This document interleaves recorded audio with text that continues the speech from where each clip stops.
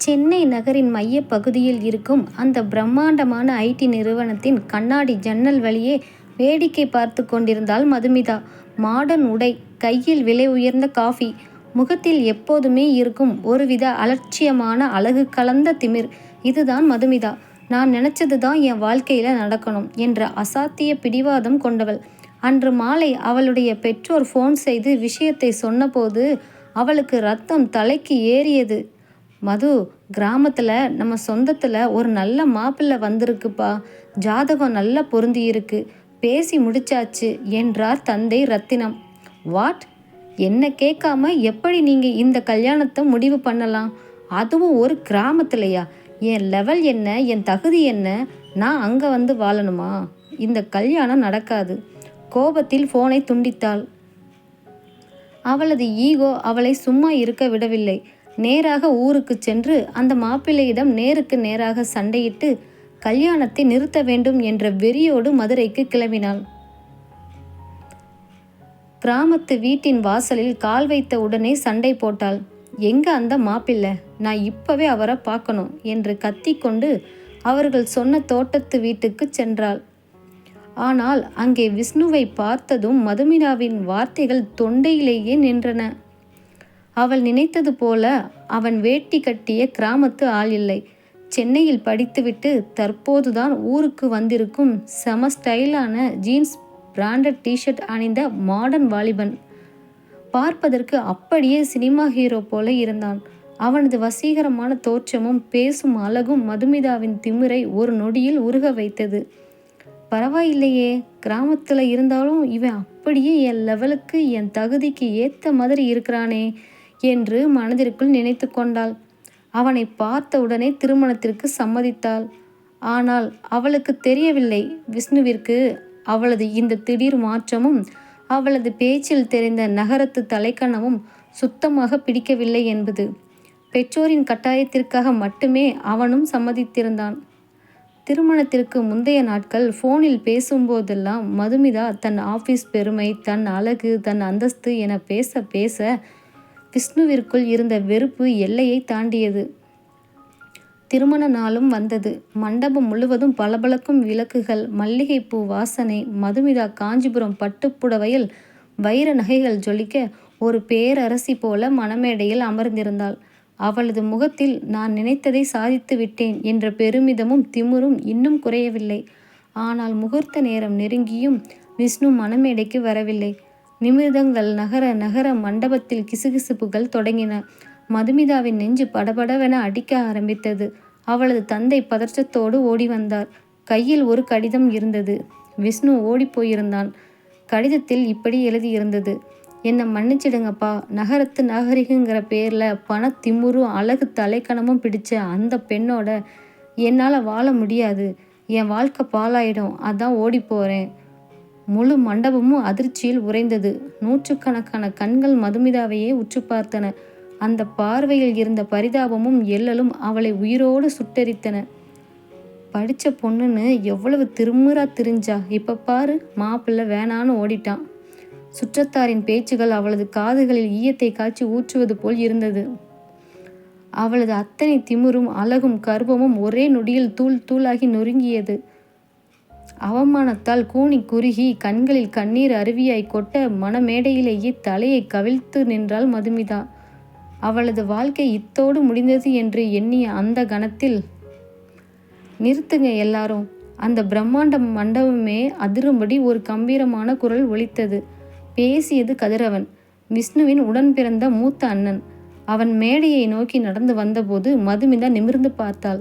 அவளுக்குள் ஒரு நிமிடம் அருவருப்பும் பயமும் கலந்த அதிர்ச்சி ஏற்பட்டது. விஷ்ணுவிற்கு நேர் எதிர் அவன். படிக்காத அசல் கிராமத்து விவசாயி.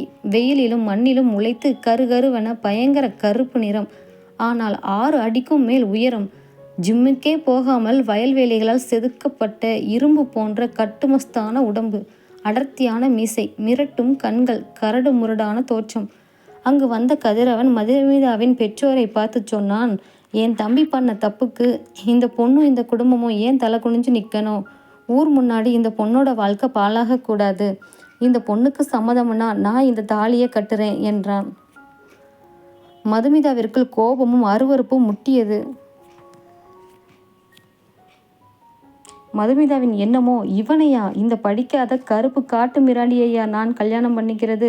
என் அழகுக்கும் படிப்புக்கும் இவன் எம்மாத்திரம்? இவன் பக்கத்தில் நிற்கவே எனக்கு அருவருப்பாக இருக்கே. ஆனால் அவளது பெற்றோர் அவளது காலில் விழுந்து அழுதனர். அம்மா மது, இந்த அவமானத்தோடு நாம் ஊருக்கு திரும்ப முடியாதுமா, தயவு செஞ்சு சம்மதம்னு சொல்லுமா என்று கதறினர். வேறு வழியின்றி தன் வாழ்க்கையை தொலைத்த ஏமாற்றத்தோடும் விஷ்ணுவை பழிவாங்க வேண்டும் என்ற வெறியோடும் தலையசைத்தாள். கதிரவன் மணமேடையில் அமர்ந்தான்.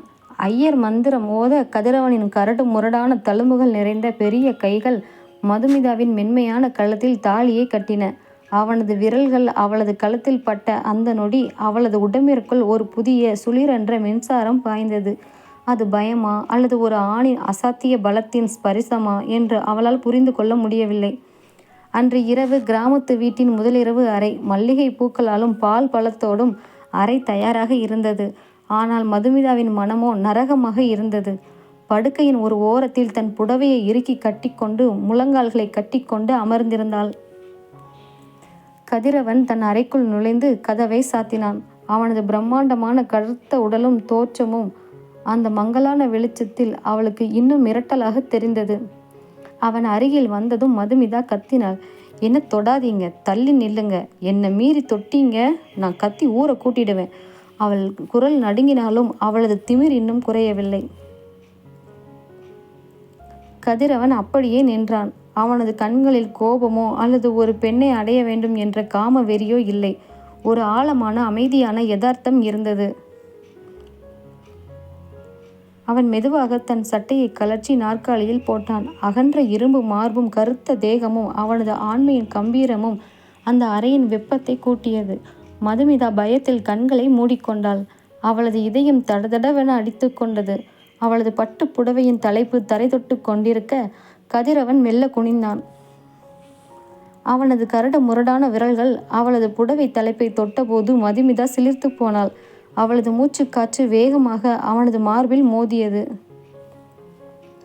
ஆனால் கதிரவன் அவளை தொடவில்லை. அந்த தலைப்பை எடுத்து மெதுவாக அவளது தோள் மேலே போர்த்திவிட்டான். உனக்கு இஷ்டம் இல்லாம இந்த கதிரவன் உன்னை விரலால கூட தொடமாட்டான் மது என்றான் அவனது கரகரப்பான குரலில். நீ படித்தவ, நகரத்தில் வளர்ந்தவ. நான் கருப்பா படிக்காம கரடு முரடா இருக்கேன்னு உனக்கு என் மேலே அருவருப்பா இருக்கு, அதானே? உன் மனசில் என்னென்ன கனவு இருந்ததோ எல்லாம் என் தம்பியால் கலைஞ்சு போச்சு. அந்த வழி எனக்கு புரியுது. நீ பயப்படாமல் படுத்துக்கோ. நான் கீழே படுத்துக்கிறேன். அவன் தரையில் ஒரு பாயை விரித்து படுத்து கொண்டான். படுக்கையில் இருந்த மதுமிதாவிற்கு விடியும் வரை தூக்கம் வரவில்லை. தன்னை வெறுத்து ஓடிய விஷ்ணுவின் ஏமாற்றமும் தன்னை தொடாமல் மதிக்கும் இந்த கரடு முரடான கருத்த மனிதனின் மென்மையும் அவளது ஆழமான உணர்வுகளை உலுக்கி பார்த்தன. நாட்கள் மெல்ல நகர்ந்தன. மதுமிதா கிராமத்து வாழ்க்கையை வெறுத்தாள். கதிரவனிடம் எப்போதுமே எரிந்து விழுந்தாள். அவனது நிறத்தையும் உடை உடுத்தும் முறையையும் கிண்டல் செய்தாள். ஆனால் கதிரவன் ஒருபோதும் அவளிடம் கோபமாக ஒரு வார்த்தை கூட பேசியதில்லை. அவளது அத்தனை திமிரையும் அமைதியாக தாங்கிக் கொண்டான். ஒரு நாள் வீட்டின் சமையலறையில் விறகு அடுப்பில் சமைக்க முயன்றாள் மதுமிதா. கிராமத்து சமையல் அவளுக்கு பழகவில்லை. விறகு எரியாமல் புகை மூட்டமாகி அவளது அழகான கண்கள் சிவந்து கண்ணீர் உருகியது. முகம் முழுவதும் கரி படர்ந்திருந்தது. அப்போது அங்கே வந்த கதிரவன் அவளது நிலையை பார்த்துவிட்டு சட்டென்று அவளது மென்மையான கைகளை பற்றி இழுத்தான். விடுங்க, என்ன கையை விடுங்க என்று அவள் திமிரினாள். ஆனால் அவன் அவளது திமிரை அடக்கி அவளது மென்மையான கைகளை தன் பெரிய கைகளுக்குள் பொத்தி பிடித்தான். அவனது கைகளின் சூடும் கம்பீரமும் அவளது உடலை ஒரு நிமிடம் ஸ்தம்பிக்க வைத்தது. நகரத்தில் ஏசி ரூமில் வளர்ந்த கை மது இது. இந்த விறகு அடுப்பும் கரியும் உனக்கு வேணாம், தள்ளி நில்லு என்று மென்மையாக கூறி அவளை ஒரு பக்கமாக அமர வைத்தான். அவனே குனிந்து அடுப்பை ஊதி விறகுகளை சரி செய்து சமைக்கத் தொடங்கினான். அப்போது அவனது வியர்வை சொட்டும் அந்த கருத்த மஸ்குரான உடம்பையும் அவனது அகன்ற தோள்களையும் அவளுக்காக அவன் காட்டும் அக்கறையையும் மதுமிதா முதன்முறையாக உற்று பார்த்தாள். அவளுக்குள் இருந்த ஏமாற்றங்கள் மெல்ல மறைந்து இந்த கருத்த உடம்பிற்குள் இருக்கும் ஒரு உண்மையான ஆணின் வெள்ளை மனதின் மீது ஒரு விசித்திரமான ஈர்ப்பு மெல்ல துளிர்விடத் தொடங்கியது. அன்று இரவு கிராமமே அஞ்சும் அளவுக்கு பயங்கரமான இடி மின்னலுடன் கூடிய கனமழை பெய்து கொண்டிருந்தது. பலத்த காற்றினால் வீட்டின் மின்சாரம் தடைப்பட்டது. அறை முழுவதும் காரிருள் சூழ்ந்தது.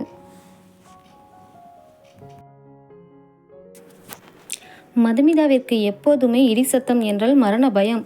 படுக்கையில் படுத்துக்கொண்டு பயத்தில் நடுங்கிக் கொண்டிருந்தாள். திடீரென வீடே அதிர்வது போல ஒரு பிரம்மாண்டமான இடி சத்தம் கேட்க அவளது அத்தனை கட்டுப்பாடுகளும் உடைந்தன. அவள் அறியாமலேயே அம்மா என்று கத்திக்கொண்டு தரையில் படுத்திருந்த கதிரவனின் மேல் பாய்ந்தாள். அவனது அகன்ற இரும்பு போன்ற மார்பை தன் இரு கைகளாலும் இறுக்கமாக கட்டிக்கொண்டு அவனோடு ஒட்டி கொண்டாள்.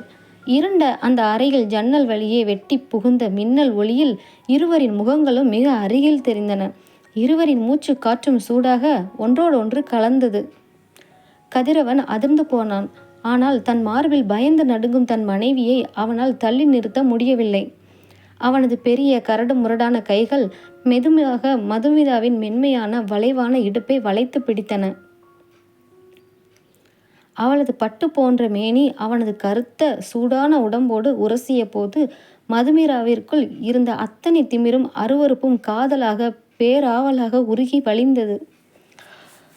மது என்றான் கதிரவன் தன் கரகரப்பான காந்த குரலில், அவளது இதழ்களுக்கு மிக அருகில் தன் மூச்சை விடுத்து. எனக்கு பயமா இருக்கு, என்னை விட்டுடாதீங்க கதிர், எனக்கு நீங்க வேணும் என்று முதன்முறையாக அவனது கருத்த மார்பில் தன் முகத்தை புதைத்து கொண்டு அழுதாள் மதுமிதா. அவளது கண்ணீர் அவனது மார்பை நனைத்தது. கதிரவன் அவளது முகத்தை மெதுவாக நிமிர்த்தினான். அவனது கருத்த விரல்கள் அவளது கன்னத்து கண்ணீரை துடைத்தன. அவனது உதடுகள் முதன்முறையாக அவளது நெற்றியில் ஆழமாக பதிந்தன. அந்த ஸ்பரிசத்தில் இருந்த தூய்மையான காதல் மதுமிதாவை சிலிர்க்க வைத்தது. மெல்ல மெல்ல அவனது முத்தங்கள் அவளது மூக்கு சிவந்த கன்னங்கள் வழியாக இறங்கி அவளது இதழ்களை முழுமையாக ஆக்கிரமித்தன. அவளது மென்மையான இதழ்களை அவனது கரடுமுரடான உதடுகள் ஆழமாகவும் காதலாகவும் பற்றி கொண்டன. அந்த மலை இரவில் நகரத்து வெள்ளை தேவதையின் திமிர் கிராமத்தின் கருத்த அழகனின் ஆழமான காதலில் முற்றிலும் கரைந்து போனது. அவளது அத்தனை ஏக்கங்களும் ஏமாற்றங்களும் அவனது ஆண்மையின் அரவணைப்பில் பேரானந்தமான விடை கிடைத்தது. மழை மெல்ல ஓய்ந்திருந்தது. ஜன்னல் வழியே நுழைந்த அதிகாலை சூரியனின் இளஞ்சூட்டு வெளிச்சம் மதுமிதாவின் முகத்தில் பட்டது. மெல்ல கண் விழித்தவளுக்கு தான் எங்கே இருக்கிறோம் என்பதை உணர சில நொடிகள் பிடித்தன. அவள் இன்னும் கதிரவனின் அந்த அகன்ற கம்பீரமான மார்பில் படுத்துக்கொண்டு அவனது ஒரு கையை தன் இடுப்போடு சேர்த்து இறுக்கமாக கட்டி அணைத்திருந்தாள். அவளது பட்டு போன்ற மேனியும் அவனது கருத்த இரும்பு உடலும் இன்னும் பிரிக்க முடியாதபடி பிணைந்திருந்தன. நேற்று இரவு நடந்த அந்த உணர்ச்சி பூர்வமான ரொமான்ஸ் அவளது மனதில் இருந்த அத்தனை பாரத்தையும் ஏமாற்றங்களையும் முழுமையாக துடைத்தெறிந்தது.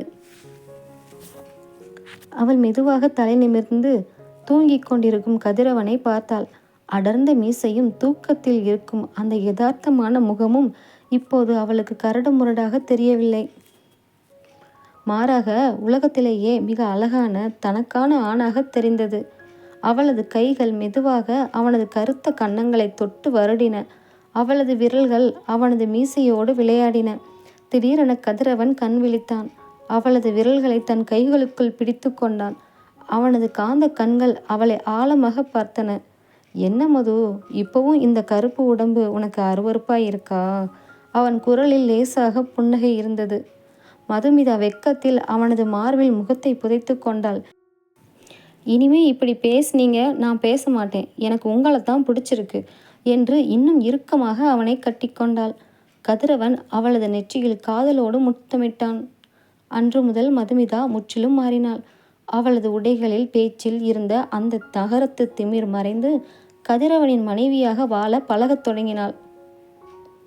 ஜீன்ஸ் மாடர்ன் உடைகளை தவிர்த்து மெல்லிய காட்டன் புடவைகளை உடுத்தத் தொடங்கினாள். அந்த கிராமத்து சூழலில் அவள் புடவை கட்டி தலையில் மல்லிகை பூ வைத்து உலா வந்த அழகை பார்க்கவே கதிரவனுக்கு கண்கள் பத்தவில்லை. அவள் கதிரவனுக்காக சமைக்க கற்றுக்கொண்டாள். தோட்டத்தில் வேலை செய்யும் அவனுக்கு தன் கைகளால் சாப்பாடு கொண்டு போக ஆரம்பித்தாள். ஒரு நாள் மதியம் கதிரவன் வயலில் வேலை செய்துவிட்டு ஒரு வேப்ப மரத்தடியில் அமர்ந்து வியர்க்க விறுவிறுக்க மூச்சு வாங்கி கொண்டிருந்தான். தூரத்திலேயே மதுமிதா கையில் தூக்குவாளியுடன் வருவதை பார்த்ததும் அவனுக்குள் ஒரு குதூகலம் பிறந்தது. அவள் அருகில் வந்து தன் புடவை தலைப்பால் அவனது நெற்றி வியர்வையை மெதுவாக துடைத்து விட்டாள். ஏன் மது, இதெல்லாம் உனக்கு கஷ்டமா இல்லையா? நீ ஏசி ரூம்ல வேலை பார்த்தவ என்றான் கதிரவன் அவளது கைகளை பற்றி இழுத்து தன் மடியில் அமர வைத்தபடி.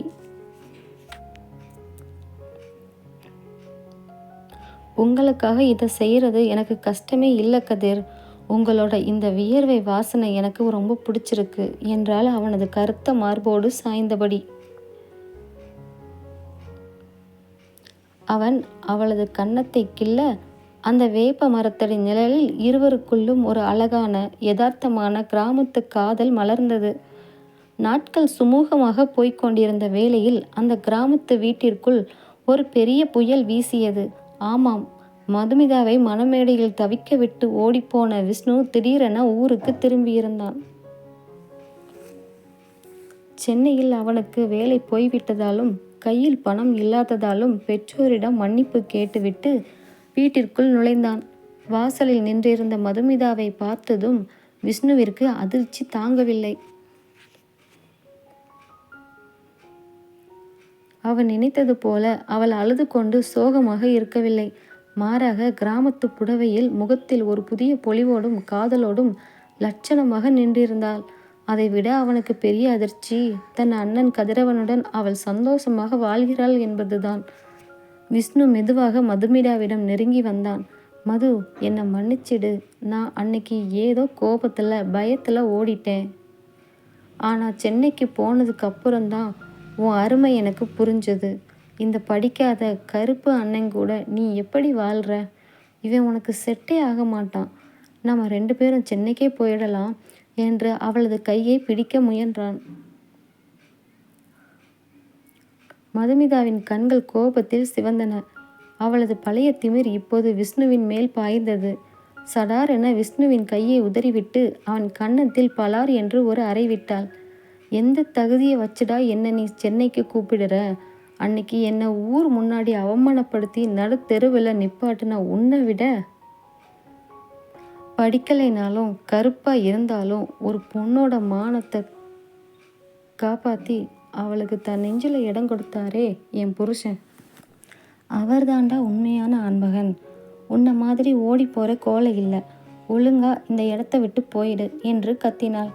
விஷ்ணு அவமானத்தில் தலை குனிந்து அங்கிருந்து நகர்ந்தான். ஆனால் இந்த அத்தனை பேச்சுக்களையும் மறைந்து நின்று கேட்டுக்கொண்டிருந்தான் கதிரவன். தன் மனைவி தன் மீது வைத்திருக்கும் இந்த அசாத்திய காதலும் மரியாதையும் அவனது நெஞ்சை நெகிழ வைத்தது. அன்று இரவு அறைக்குள் வந்த கதிரவனை மதுமிதா ஓடிப்போய் கட்டி கொண்டாள். அவளது உடல் லேசாக நடுங்கியது. கதிர், விஷ்ணு வந்ததை பார்த்து நீங்க தப்பா எதுவும் நினைக்கலையே என்றாள் பயத்தோடு. கதிரவன் அவளது முகத்தை தன் கைகளில் ஏந்தினான். அவனது கண்கள் காதலாலும் பெருமையாலும் நிறைந்திருந்தன. உன் வாயால் என் புருஷன்னு நீ சொன்ன அந்த ஒரு வார்த்தை போதும் மது. இந்த கதிரவன் உனக்காக உயிரையே கொடுப்பான். எனக்கு உன் மேலே எந்த சந்தேகமும் இல்லை என்று கூறி அவளை அப்படியே தூக்கினான். மதுமிதா அவனது கருத்த பலமான கழுத்தை கட்டி கொண்டு அவனது மார்பில் சாய்ந்தாள். அவன் அவளை படுக்கையில் மெதுவாக கிடத்தினான். அந்த அறையின் மங்கலான வெளிச்சத்தில் கதிரவனின் கருத்த மஸ்குலரான தேகம் மதுமிதாவின் மேல் ஒரு நிழலாக படர்ந்தது. அவனது கரடுமுரடான விரல்கள் அவளது புடவையின் சுருக்கங்களை மெல்ல விளக்கின. அவளது மென்மையான மேனியில் அவனது கருத்த விரல்களின் தீண்டல் பட்ட ஒவ்வொரு இடமும் தீயாய் உருகியது. அவனது இதழ்கள் அவளது இதழ்களோடு ஆழமாக பிரிக்க முடியாதபடி இணைந்தன. விஷ்ணு கொடுத்த ஏமாற்றம், நகரத்து வாழ்க்கையின் போலித்தனம் என அனைத்தும் மறைந்து அந்த கிராமத்து கருத்த கம்பீர ஆணின் ஆழமான காதலில் மதுமிதா என்ற நகரத்து தேவதை தன் வாழ்க்கையின் முழுமையான சந்தோஷத்தை கண்டு கொண்டாள்.